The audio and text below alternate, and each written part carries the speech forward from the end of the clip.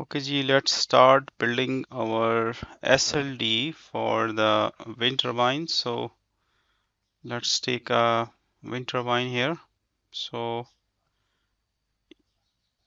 wind turbine हमने रख दिया, फिर उसके बाद हमने इसके अंदर next रख दिया grid station. This is representing the national grid connectivity. Then we will keep it a power transformer, for example, here, two winding power transformer, which is converting 132 to 11 kV or the 33 kV, and then we will put another power transformer that will convert 132 33 to 0.69 kV. Okay, then we can put here the bus. So this is bus number 1, this is bus number 2.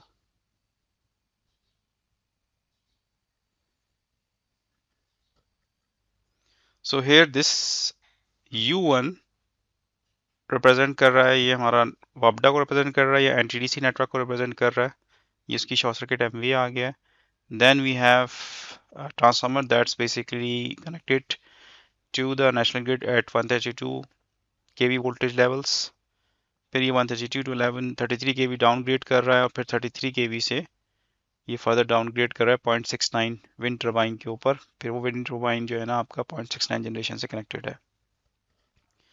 तो हम wind turbine से start करते हैं. तो ये wind turbine ID है, let make it like WTG1. और उसके बाद तो एक ऑप्शन इसके अंदर आप जा सकते हैं WTG लाइब्रेरी. अगर आपने ये ख़रीदी हुई then you have a complete library जो आप इंपोर्ट करके इसमें डिफरेंट टर्बाइंस को डायरेक्टली सेलेक्ट कर सकते हैं. लेकिन इस वर्जन में मेरे पास यहाँ अभी कोई लाइब्रेरी नहीं है. अच्छा, टाइप्स के ऊपर आ जाते हैं.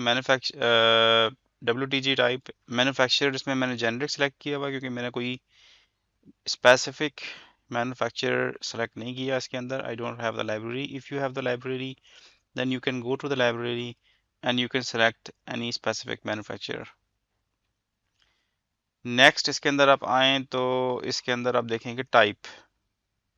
तो WTG विंड टर्बाइन जो है उसकी 4 डिफरेंट टाइप्स इसके अंदर मेंशन है, और कंट्रोल इसमें अवेलेबल है WECC और UDM, दो कंट्रोल अवेलेबल है.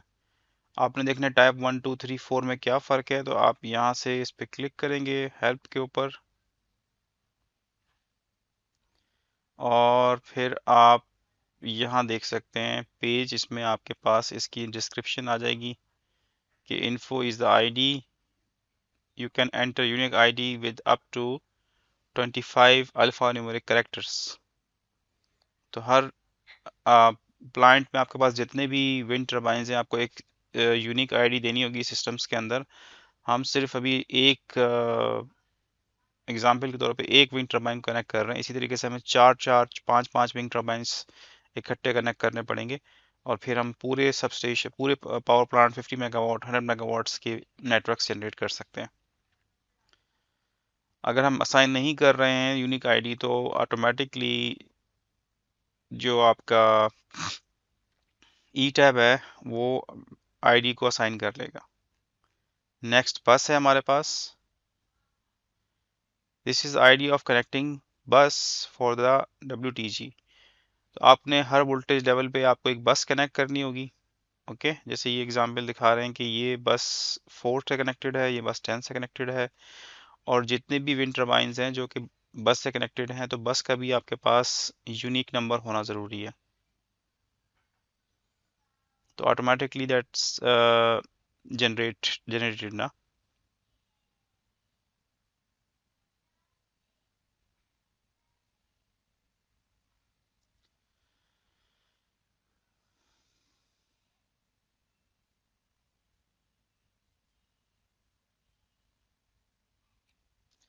अच्छा, फिर उसके बाद इसकी कंडीशन आ जाती है। कंडीशंस में ऑप्शन आता है इन एंड आउट का।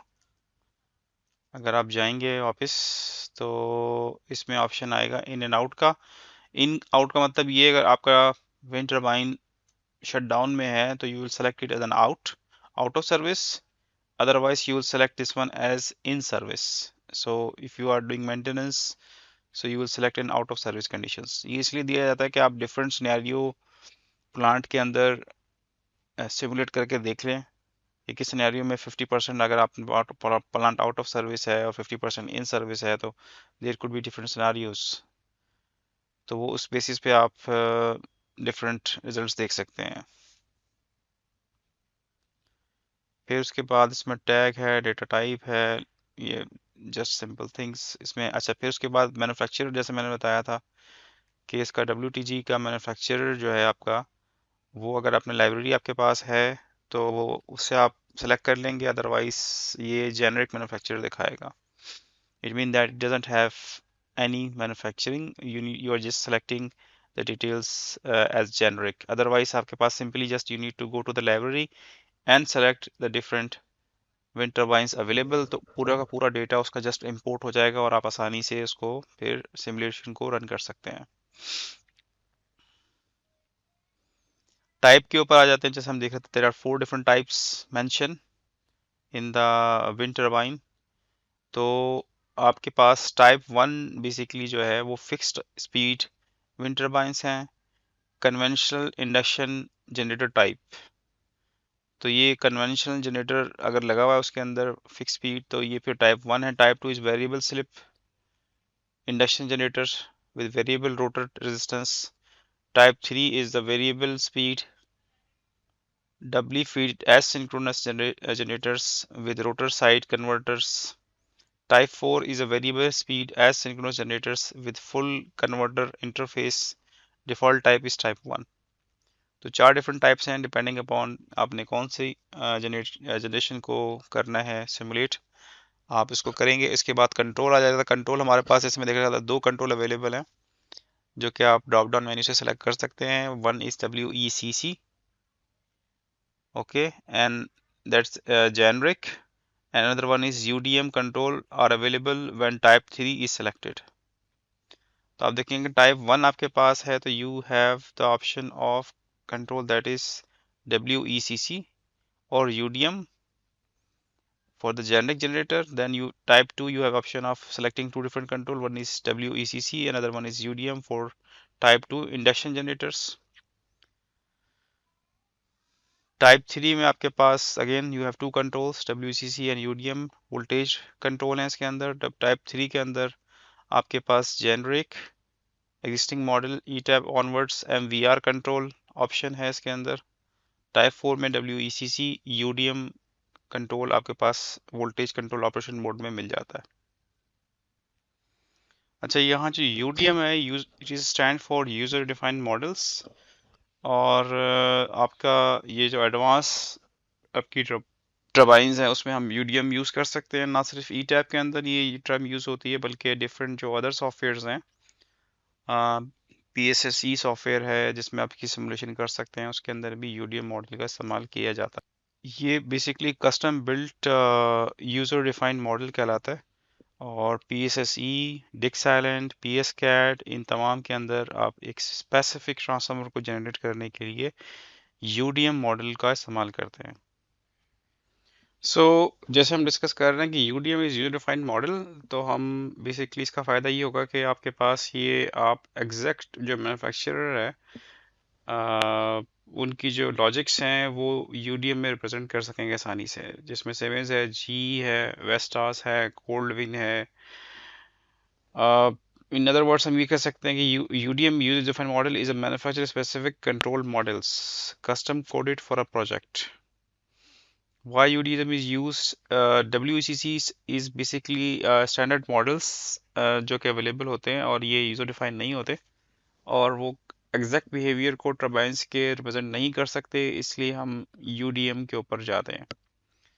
प्लस ये रियल टाइम डायनामिक रेस्पॉन्सेस जो भी हैं आपके विंड टर्बाइंस के active and reactive power controls, उसके लिए भी जो है ना UDM is selected.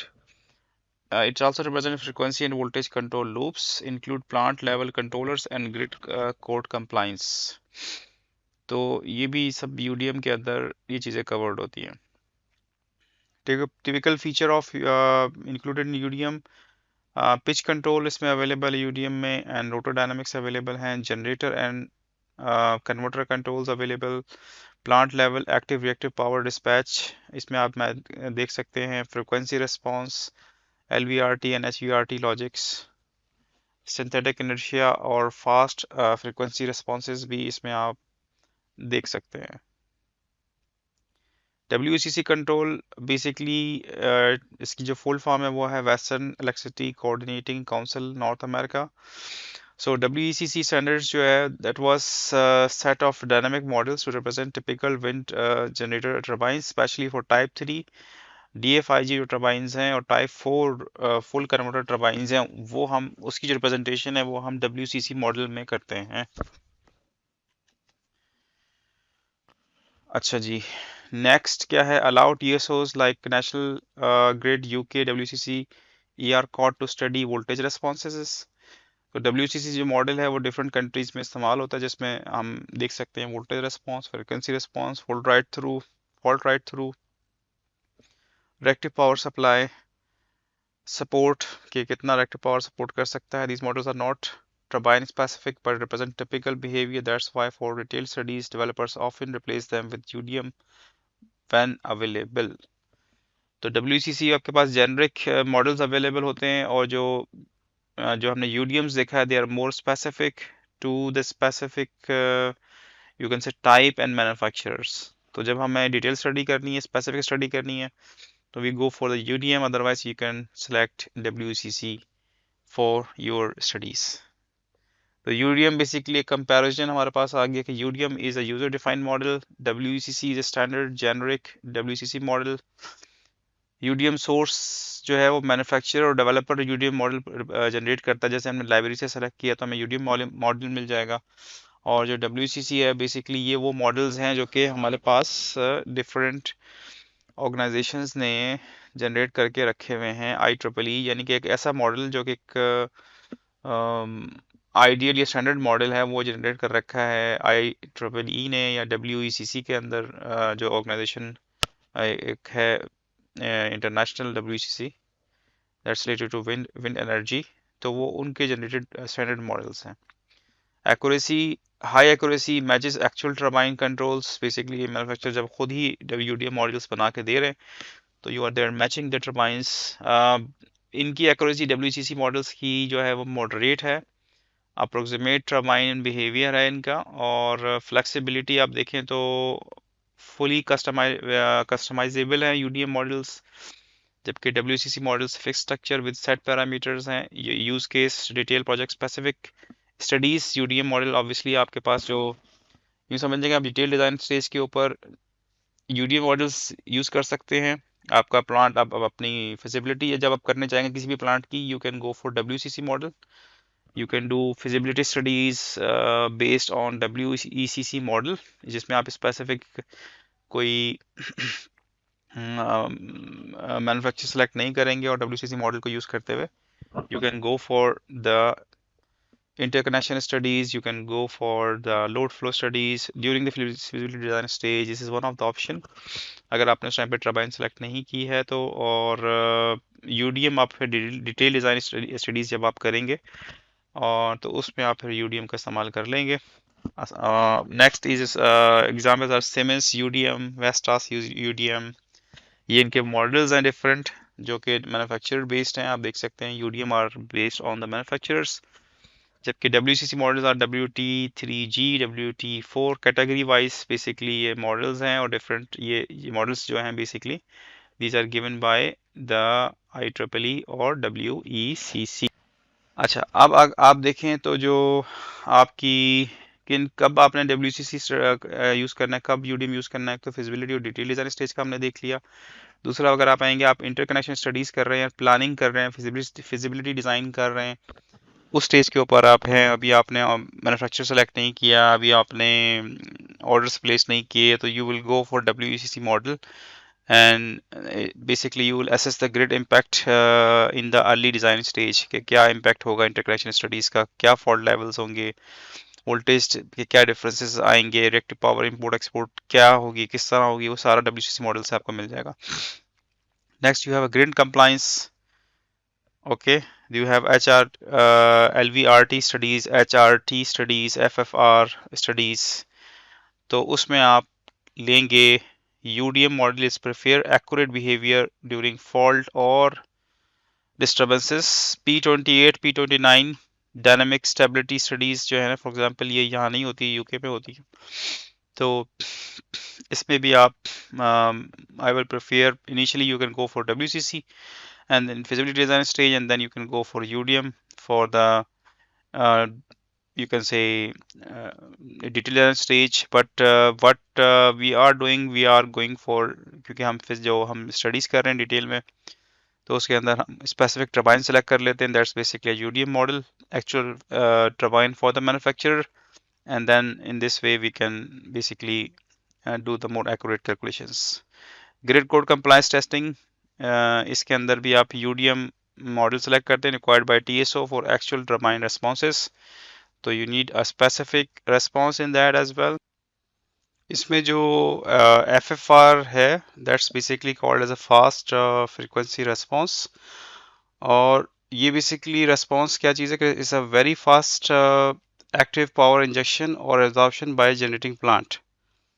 When the grid frequency deviates due to drops suddenly due to loss of generation or other disturbances, तो इसमें हम देखते हैं कि भाई फ्रीक्वेंसी रिस्पांस क्या है. जब आपकी फ्रीक्वेंसी नेटवर्क की डेविएट हो रही है, तो उस सूरत में लेट्स सपोज फ्रीक्वेंसी अगर डाउन हो रही है आपकी, तो आपका जो इन्वर्टर है वो किस तरह रिस्पॉन्ड कर रहा है, वो किस तरीके से उसको रिएक्ट कर रहा है.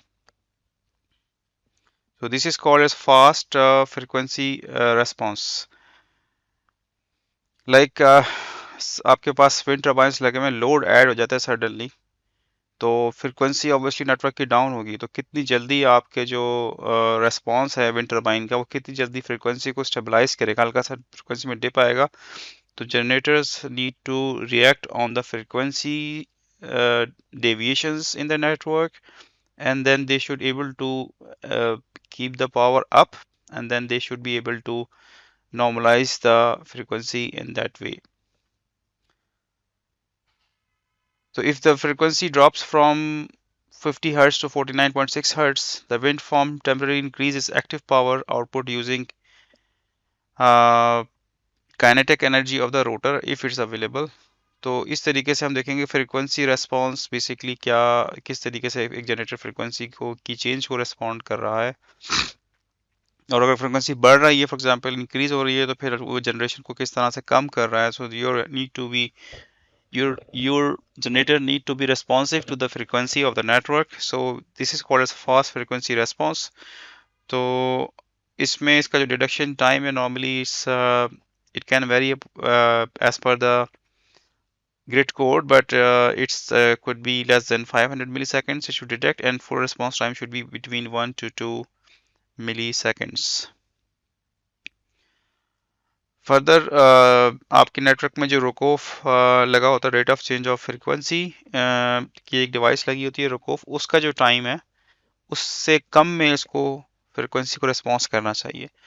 तो rate of change of frequency detect करते हैं डिफरेंट पावर प्लांट्स जो कि नेटवर्क से कनेक्टेड होते हैं, और अगर वो टाइम उस रोकोफ से के टाइम से बढ़ जाता है, for example if ROCOF is set to 2 seconds, then your generator should respond within this time so that आपका रोकोफ पे ट्रिपिंग ना हो. अदरवाइज जनरेटर आपका ROCOF rate of change of frequency के ऊपर, बिकॉज ना there is a difference of frequency between the generator and the system, वो tripping करवा सकता है.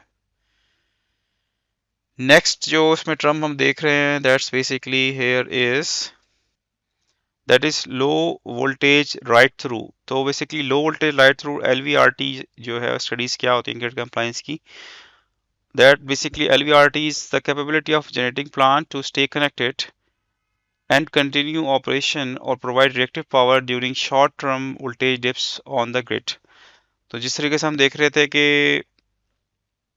फ्रिक्वेंसी रिस्पॉन्स है। इसी तरीके से अगर आपके पास वोल्टेज डिप्स आते हैं, शॉर्ट टर्म वोल्टेज डिप्स आते हैं, तो उस सूरत में आपका जो नेटवर्क है वो आपका जनरेटर किस तरह रिस्पॉन्स करेगा। जिस तरह से मैंने बताया था कि नेटवर्क के अंदर अगर आप हैं, जैसे मटियारी में मैं था और नेटवर्क स्विचिंग हम देख रहे थे, तो वहाँ अगर आपने रिमोट एंड को कनेक्ट करना है मटियारी ग्रिड से, तो जो ट्रांसमिशन लाइन जो आपके पास आ रही है, ब्रेकर ओपन है, आइसोलेटर ओपन है, उसकी जो अदर साइड है वहाँ वोल्टेज है 520 या 510, हमारे पास वोल्टेज है 490।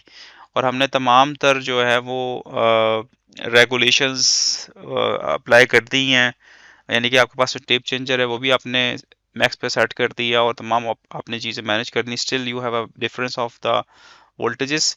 तो उस सूरत में क्या करते हैं, अगर वोल्टेज डिफरेंस आपके पास ज़्यादा है तो आप कैपेसिटर बैंक को इन करते हैं। कैपेसिटर बैंक को इन करने से आपकी जो वोल्टेजेस हैं बस के, वो इंक्रीज हो जाते हैं।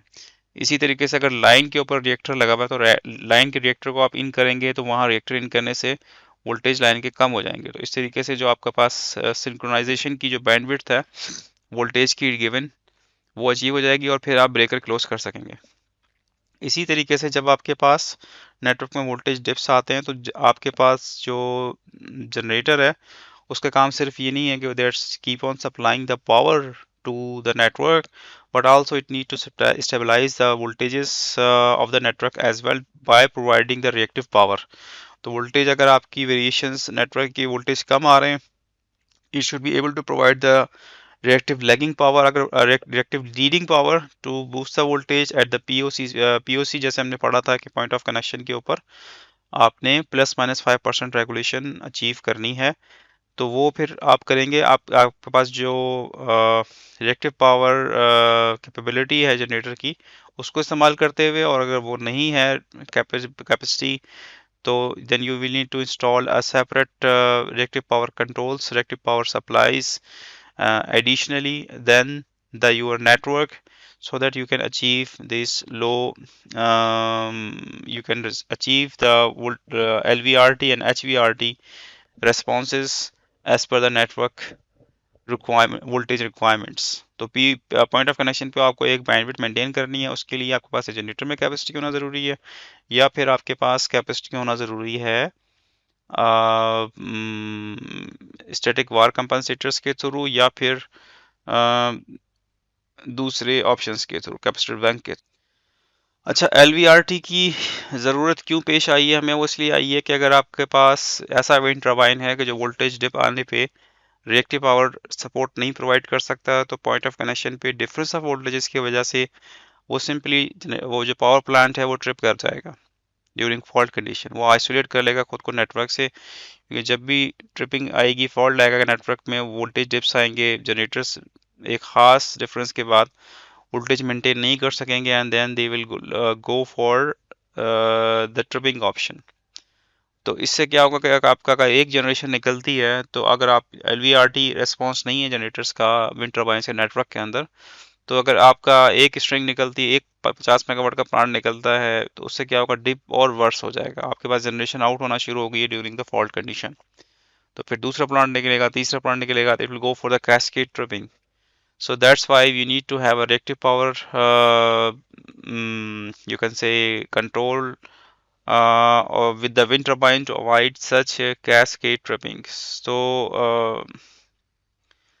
अब क्या है कि जो ग्रिड कोड्स हैं वो कहते हैं कि जी आपने फॉल्ट की कंडीशन में राइट थ्रू जो फॉल्ट्स आपको करने चाहिए स्टेज ऑफ ट्रिपिंग, यानी कि आप कुछ ना कुछ फॉल्ट को राइट करें। फॉल्ट के टाइम पे वोल्टेज डिप आया तो you need to right the fault for a very small duration, कि आपने वोल्टेज मेंटेन करा, इलेक्ट्रिक पावर इंजेक्ट करे फॉल्ट के अंदर, फ्रिक्वेंसी को मैनेज करे, और ट्रिपिंग से आउट ऑफ सिंक होने की जो कंडीशन है उससे खुद को वो विंड टर्बाइन रोकेगा और फॉर अ गिवन टाइम, और जब तक प्रोटेक्शन ऑपरेट करेगी तब तक वो उसने ये पावर टेम्परेरी देनी है, ताकि नेटवर्क के वोल्टेज इतना स्टेबल ना हो कि विंड टर्बाइन खुद सिस्टम से आउट हो जाए। टिपिकल बिहेवियर ऑफ LRT क्या है? Basically stay connected when voltage drops below nominal 0.15 per unit. जैसे मैंने कहा, वोल्टेज 0.15 पर यूनिट से नीचे भी गिरे तो तब तक गिरे तो आपका जो नेटवर्क विंड टर्बाइन है वो ट्रिप ना हो, वो कुछ ना कुछ इंजेक्टिव पावर करंट इंजेक्ट करे to support the grid voltage recovery. Voltage जो डिप आया उसको रिकवर करने के लिए। Resume active power ramp up after fault clearance. Okay, तो उसके बाद इसका अगला जो फीचर है, जैसे जैसे फॉल्ट क्लियर होगा वोल्टेज आपके बिल्कुल स्टेबल होने की तरफ जाएंगे, और फिर रिएक्टिव पावर जो है वो आपका जो है कंट्रोल वो आपको रिज्यूम करना पड़ेगा नेटवर्क के अंदर आफ्टर द फॉल्ट क्लियरेंस। तो बेसिकली तीन पैरामीटर्स हो गए एल वी आर टी के। One is a minimum voltage withstand up limit for example 0.15 per unit. Next is the duration of fault through, that's 150 to 200 milliseconds tak it should be able to feed the fault. And then we have the recovery ramp. तो ये basically examples हो गए हमारे पास low voltage ride through के। Next हम देख रहे हैं ये basically H V R T ride through है, हाई वोल्टेज राइट थ्रू।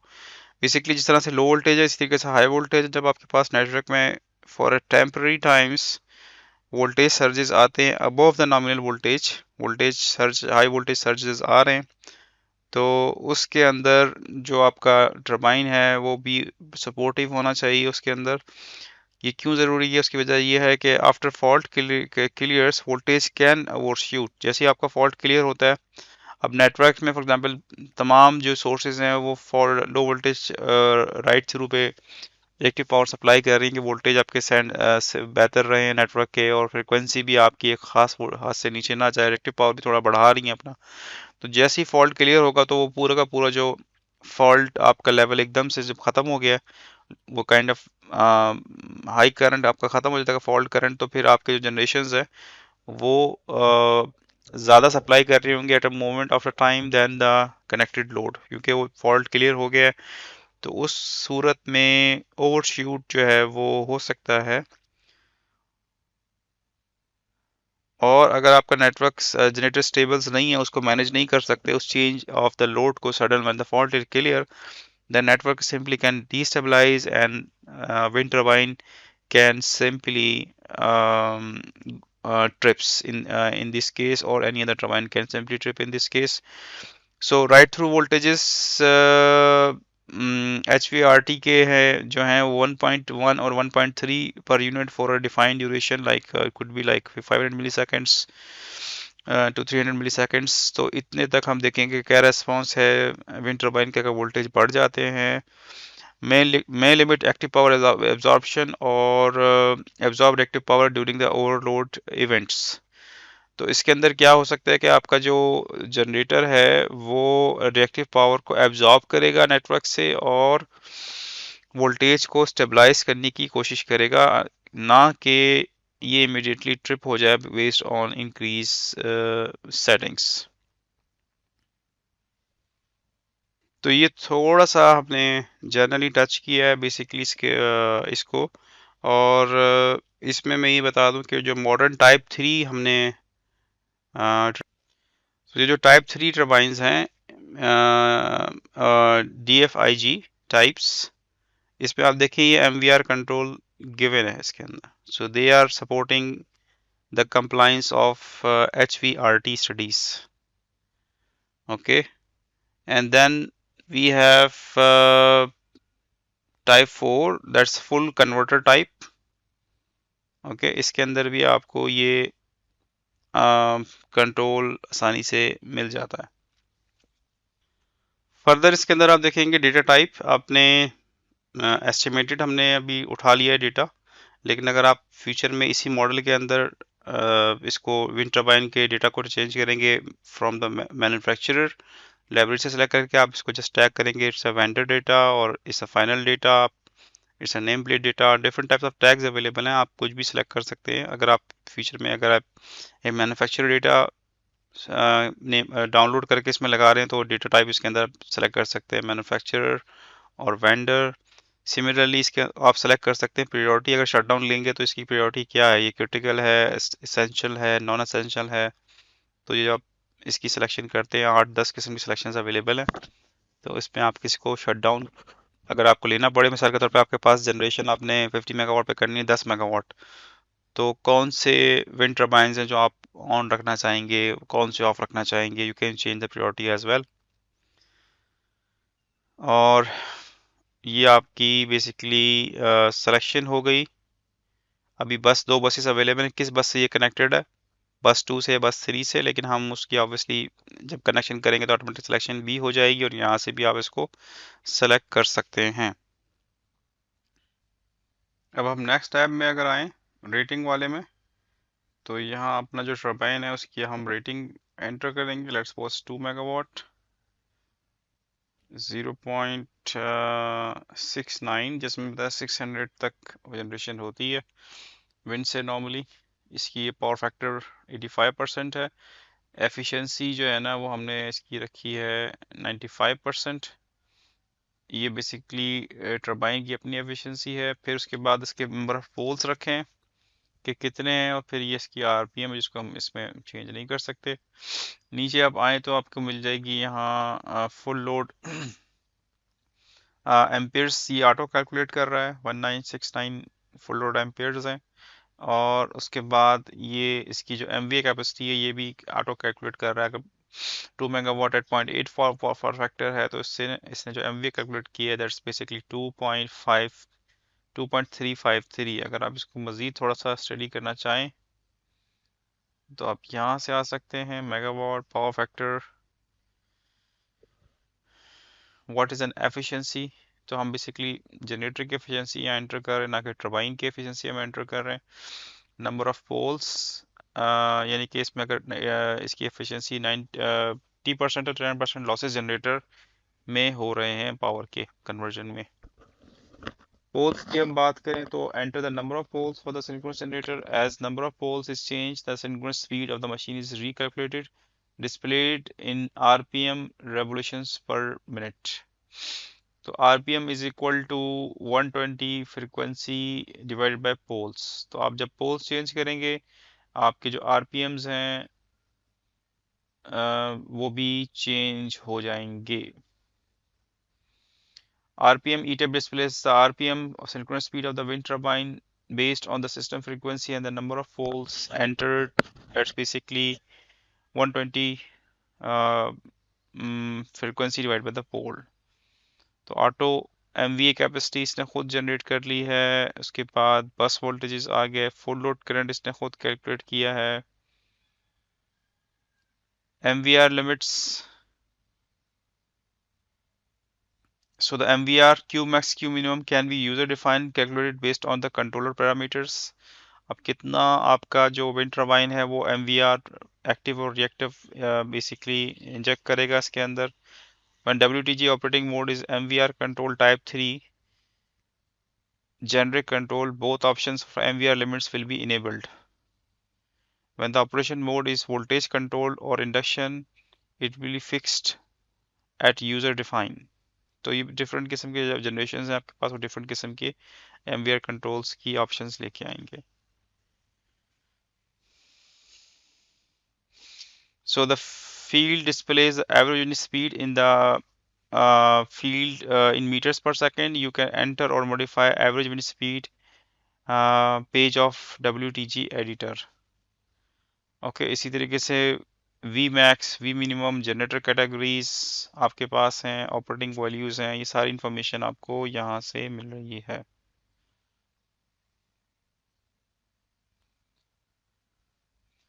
जैसे मैंने बताया था कि जो एवरेज विंड स्पीड है ये हम विंड जो टैब है उस पर आप जाके एवरेज विंड स्पीड को सेलेक्ट कर सकते हैं यहाँ से, और फिर ये आपकी यहाँ डिस्प्ले हो जाएगी ऑटोमेटिकली।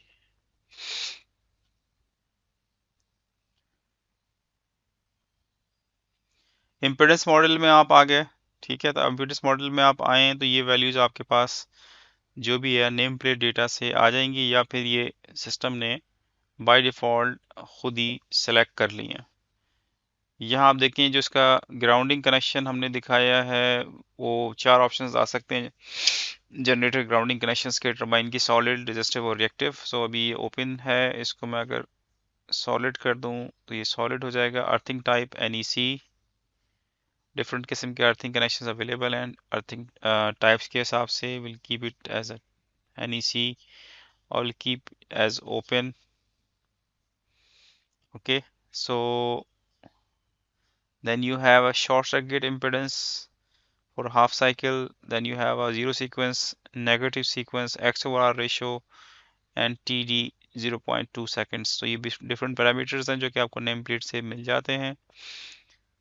टर्बाइंस में आप आ जाएं तो टर्बाइंस के अंदर अब आप देखेंगे कि जो हमने चीज़ स्टडीज़ की थी वो सारी की सारी एंटर कर सकते हैं। स्वेप्ट एरिया है आपके पास, एयर डेंसिटी आपने एंटर करनी है, RPMs हैं, डायामीटर है, कट इन स्पीड है, कट आउट स्पीड है, पिच एंगल है।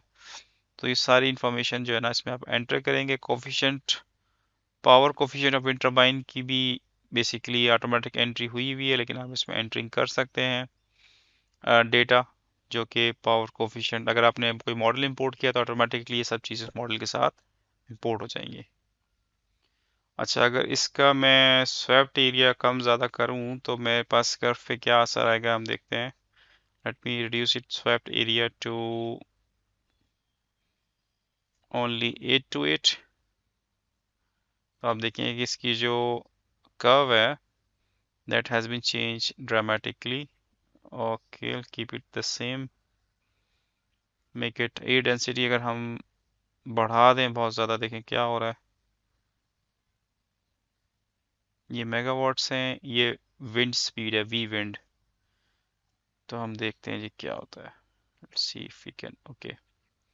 डेंसिटी बढ़ाने से क्या हुआ है कि जो आपकी जो रेटेड पावर है वो बहुत कम जो आपकी एयर स्पीड है उस पर अचीव हो जाती है इसकी। तो ऑलमोस्ट इट्स 2 मेगावाट्स, जैसे हमने देखा था 2 मेगावाट्स। आप देखें ये डेंसिटी हमने बढ़ा के 1.2525 से 11.25 की है। तो आप देखें तो हमारी जो आपकी रेटेड पावर अचीव हो रही है वो बहुत ही जल्दी कम स्पीड में हो रही है, क्योंकि डेंसिटी बहुत डेंस एयर है। It can drive the generators, it can generate the more power.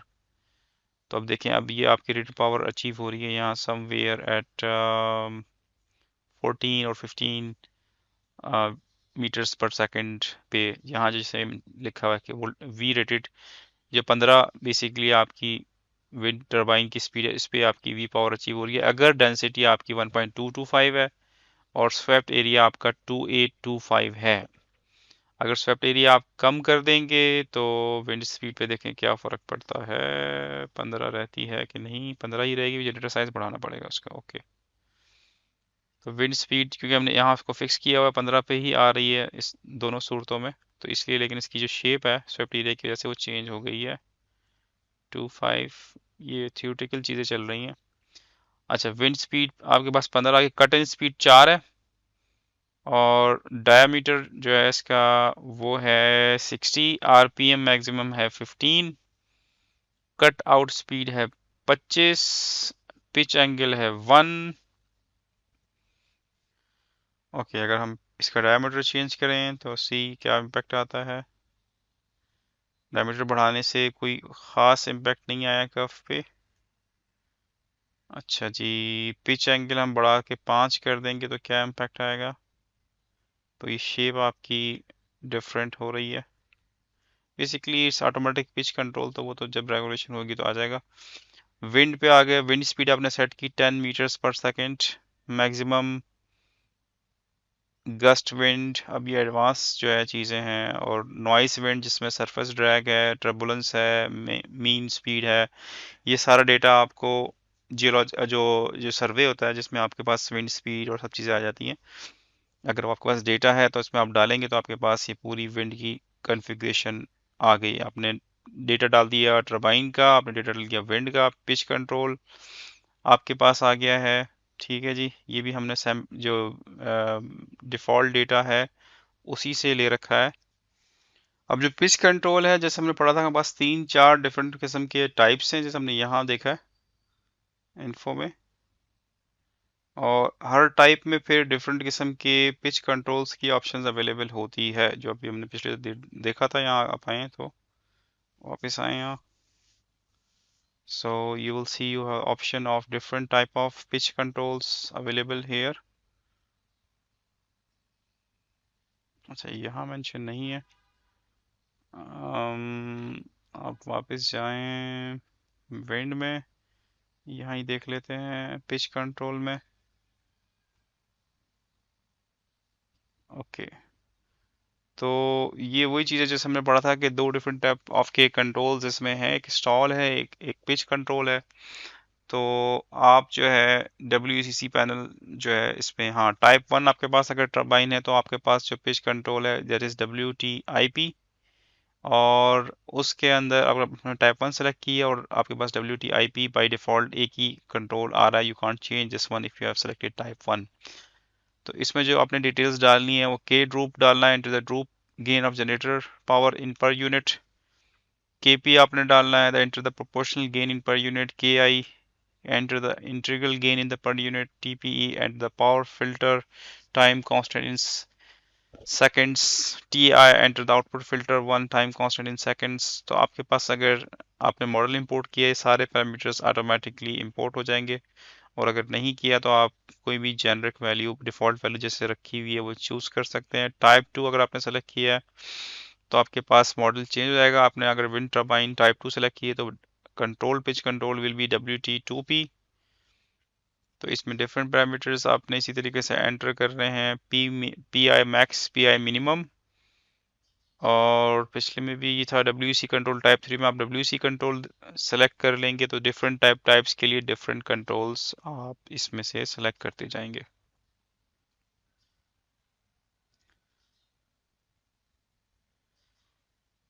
Next inertia आ गया आपके पास। ओके, तो ये इसके बेसिकली मैकेनिकल पैरामीटर्स हैं, RPM, गियर, जनरेटर, टोटल। तो इसमें आप देखें कि आप लो स्पीड शाफ्ट जो कि हम कहते हैं 15 RPM तक मैक्सिमम जा सकती है जिस पे टर्बाइन मूव कर रहा है। गियर बॉक्स की जो मैक्सिमम RPMs हैं वो, और जनरेटर की मैक्सिमम RPMs कितनी जा सकती हैं। Based on this you have to enter all this data, then you will going to get the total RPM। And आप इसमें मुख्तलिफ और डेटा डालेंगे based on availability of the turbine, and then you able to get the required model. इसको हम नहीं छेड़ेंगे, reliability को हम फिलहाल नहीं छेड़ रहे, कमेंट्स ठीक है। तो इस तरीके से आपका जो पावर विंड टर्बाइन है उसका डेटा आपने कंप्लीट एंटर कर दिया है, और it's now ready to connect. तो मैं इसको कनेक्ट करूँगा इसके साथ। फिर मैंने स्टेप अप किया इसको 0.969 से, फिर मैंने इसको कनेक्ट किया इस बस के साथ। Then I connected this to this transformer 33 by 132 for example, and then I have connected this one to the national grid। अब मैंने इसमें आप देखें ट्रांसफार्मर की कैपेसिटी डिफाइन करनी है। लेट इट बी, अगर मेरे पास एक ही टर्बाइन है 2 मेगावाट का तो I will go for kind of 3 megawatts 3 MV transformer। rated primary I would select at 33 kV, secondary is 0.69 kV। okay, so these are my selections। impedance I will select typical data, otherwise if you have the impedances of the transformer through the nameplate you can put these values।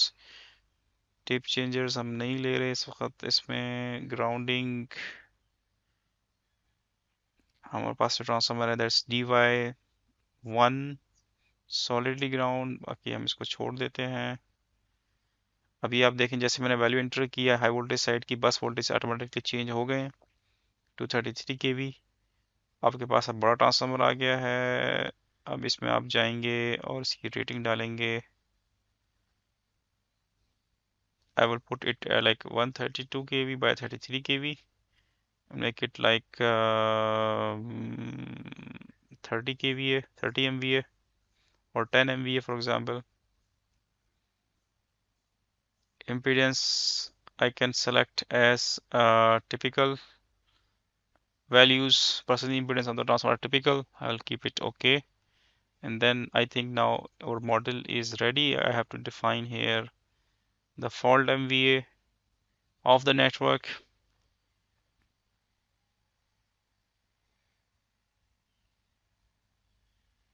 Voltage rating 132 kV इसने उठा ली automatically, और जो short circuit rating है हम यहाँ define करते हैं like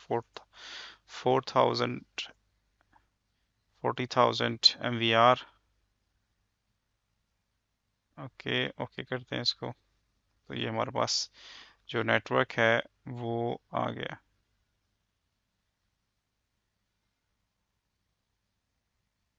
voltage आ गया, शॉर्ट सर्किट रेटिंग आ गई, हमने इसको ओके कर दिया टिपिकल वैल्यूज लेते हुए। अच्छा, अब हम अगर इसकी सिमुलेशन करनी है तो we will go click on the PQ and then we will run our simulation of the load flow. Okay, now we have some errors like we have forget to define the X or R ratio of different components. So let's define these ratios. So I will click on transformer 3. I will go to impedance. Okay, you can see our X over R and percentage impedances are 0. So we will just select typical values. Okay, and then again we'll come here. Impedance, typical values. Okay, and then if we run again, let's see if something is still left. Okay, we have T2 and T3 X over transform positive signal impedance equals 0. So we have to correct this one as well. So let's go again to T2, correct the error, go to impedance, it's shown 0, so you have to select typical Z or X value as well. Now you can see 9%. And then again you need to go to T3 impedance, and then here you can see you have to select some values so that ETAP can work.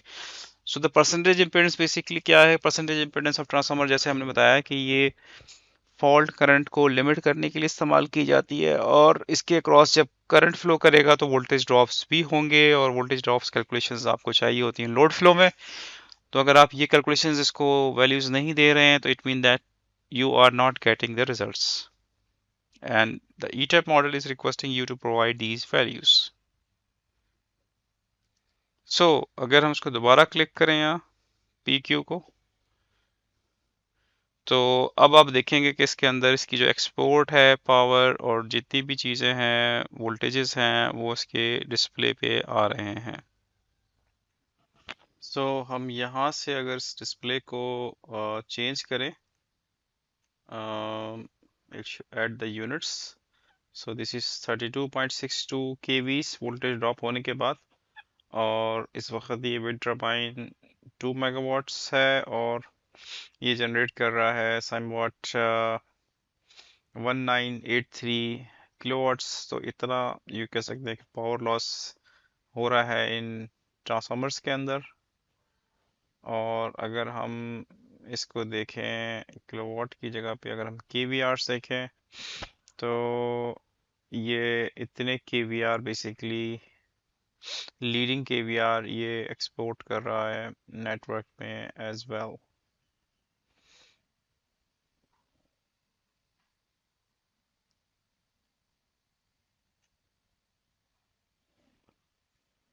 तो basically ये data total जो है ना हमारे पास आ गया है इसके अंदर। सो इसमें ये 2002 मेगावाट्स एक्सपोर्ट कर रहा है, और नेगेटिव साइन इंडिकेट्स कर रहा है कि this power peak power has been absorbed from the network. So you can see the power factor is not that much good for this specific wind turbine. And we can go back and we can see if I want to make more realistic. So I have to remove this connection, and then I should add something like cable here.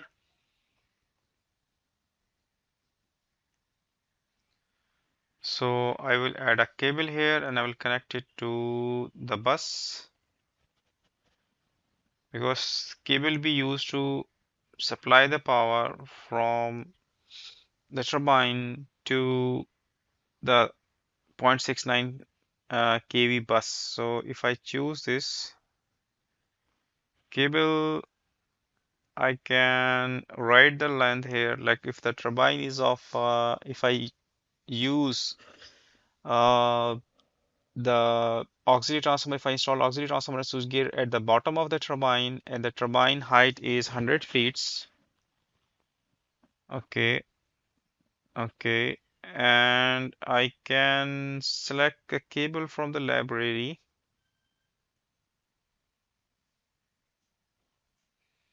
So I will select any random cable over here, 100 feet. And if I run now my QQ analysis, I will run my load flow and then see the difference of megawatts.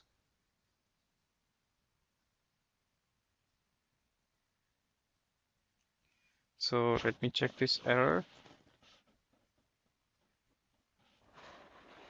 So here we have select the maximum size now, and that is 750.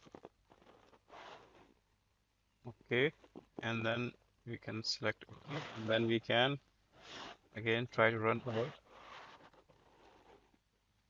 power generations. So here you can see almost 50 kilowatts are lost in the transmission from turbine, that's 100 meter, which less than 100-meter height. And we have placed the, you can see, auxiliary transformer and the switchgear at the bottom, and that's why we 50 kilowatts are already lost in this transmission. So if you place this a little bit above, so if I place it near to the nacelle at the height of, and I just only use the cable of 30 meters here, okay, and then I calculate again. So you can see if I shift my auxiliary transformer and switchgear inside the tower, it's a height of 30 meters. So it means that I can do the saving of now power loss of that's been taking place in the low voltage side of approximately 37 kilowatts I can save if I select a turbine that has basically where I can install the auxiliary transformer at the elevated level. So at least I can shift the auxiliary transformer at the elevated level in the turbine tower, and I can save this much of the power. So this basically is giving us different values. Okay. So if I can see other values like amperes, I can see as well here. So what amps are flowing. So low voltage side has high amperes, and that's why these are creating more losses. So I will avoid the transmission of the power at the low voltage. So that's why I'm keeping my auxiliary transformer and the switchgear just near to the tower, either at the foundation level, or it's better to shift, if possible, in the elevated structure inside the tower in order to save these losses, continuous losses that basically are being generated. Now, if I choose a cable with a smaller size, previously we selected 750. If I choose 250, cable with a smaller cross-sectional area of the conductor. So in that case, you will see what is impact. So if I choose the smaller length, and if I'm keeping of installation of my auxiliary transformer after the tower at the ground level, so if I calculate again, So now you can see the power has been reduced to 1892 kilowatts. So that was somewhere, if I didn't use any cable, that was showing 2002 megawatts here. But when I use the cable and I use this cable, that was reduced to 960 kilowatts, 1960 kilowatts. And if I use a smaller cross section of the cable, the power is more lost. So you can see now here, if I choose a smaller diameter of the cable, I am losing, I am having a more I square R losses, and I am using power that's equal to 108 kilowatts are being lost here. So in this way, I can do, I'm checking the power losses in the load flow studies, and I can do the selection of the cable as well. Based on this, I can also see the voltages are within the limits or not at different connection points. So if I can add bus here as well, and I can check what the bus voltage is at the high voltage side, it would be good.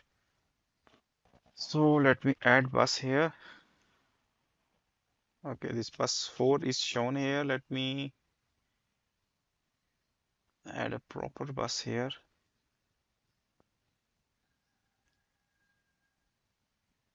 It is not connected, so I need to connect this bus.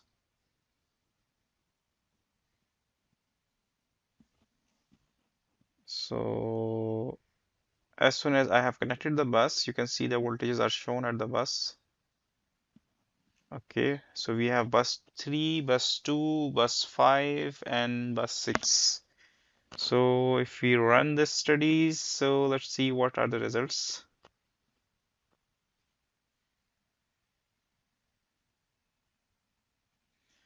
So you can see I'm getting here perfectly 132 kV voltages at this level. And if you see the transformer, you have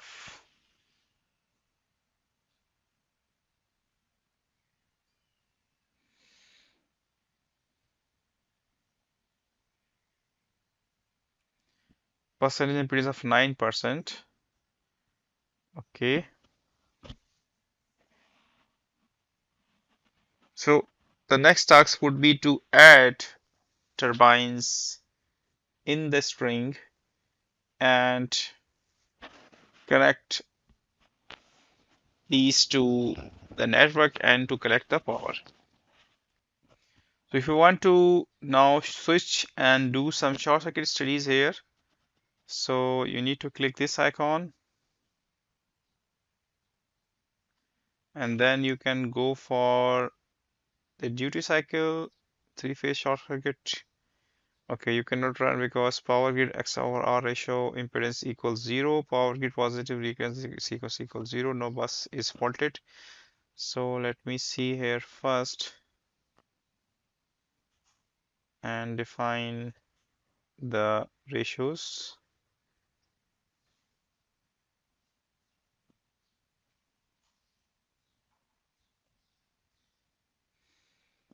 So let me define XOR ratio of 7 here,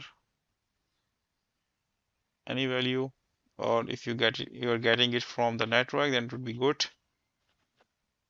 Okay. Next is you can add a fault on the bus. So let fault here, and then I will try to simulate again, and let's see what's happening.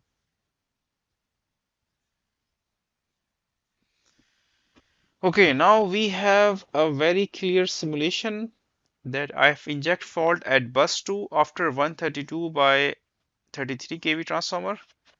If we have fault at 33 kV bus, then we're going to have a short circuit current of 2 kiloamps flowing at this bus.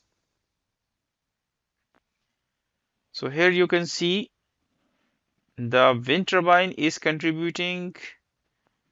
The short circuit current at this bus is 0.166. So this contribution is coming from our wind turbine. That's one wind turbine is with us. And the above contribution is coming from the national grid. So as national grid has more power as compared to this wind turbine. So that's why you can see here that total fault contribution at this bus will be 2.103 kiloamps, indicating that your switchgear should be of at least your switchgear bus bar rating, your breaker ratings should be at least 2.103 greater than this kiloamps. So this is example of just a single 2 megawatt power plant. Just consider if we have 50 megawatts of the power plants, and what will happen. So let's do some calculation. Let me change it to simulate, but I cannot just simulate here because I have to upgrade the rating of transformer here, because this transformer cannot handle 50 megawatt of power, and then we need to upgrade this one as well. So anyhow, if this is example that how things happening here.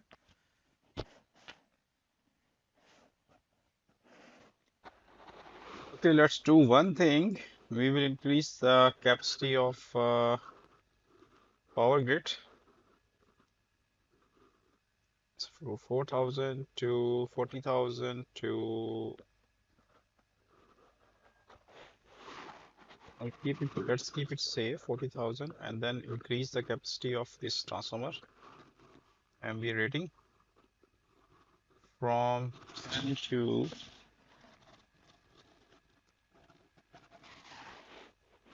50 MVA.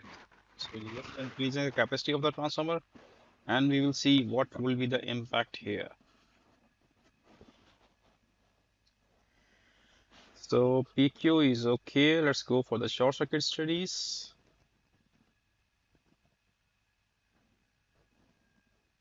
Add the fault here. This is the faulted bus. Okay. Let's see, okay, we have a fault here.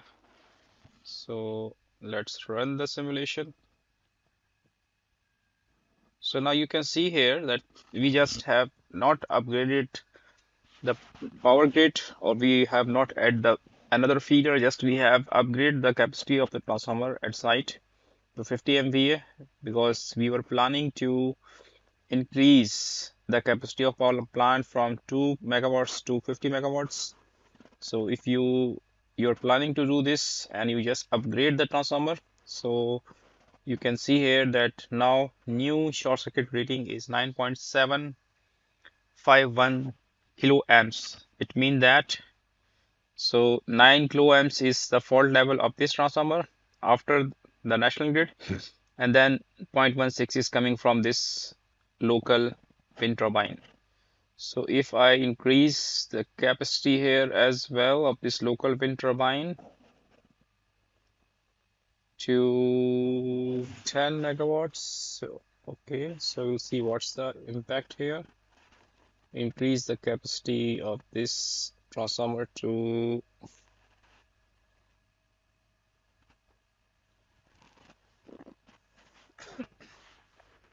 20 kVA or 30 kVA, 30 MVA. So now I enhance the two capacities. So if I run the simulation again, so now you can see the fault level now further increases to 10.05 kiloamps. So if I change now the fault location, I remove the fault from here. If I inject the fault here, so let's see what are the short circuit values. Now you can see the low voltage fault level is extremely high, which is 220 kiloamperes. And now here the fault level, if I inject the fault at this bus, is now 18.8 kiloamps. So you can see now the fault level has increased hugely. So this transformer is basically amplifying the fault level here over here. So we have 4 kiloamps here, and then 28 kiloamps here, 197 kiloamps here, and then you can see the fault level has increased dramatically to extremely high values here. from the network.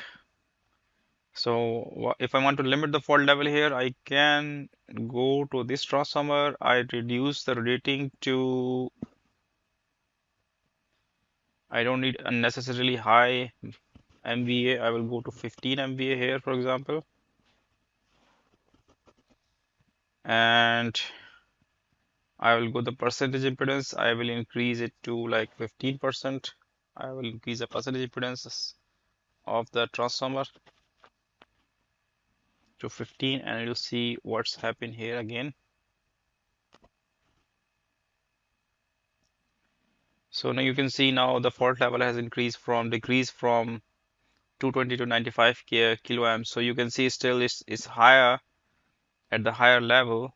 So we need to do all these calculations before proceeding to the order of switchgear, because our switchgear should comply to these fault levels.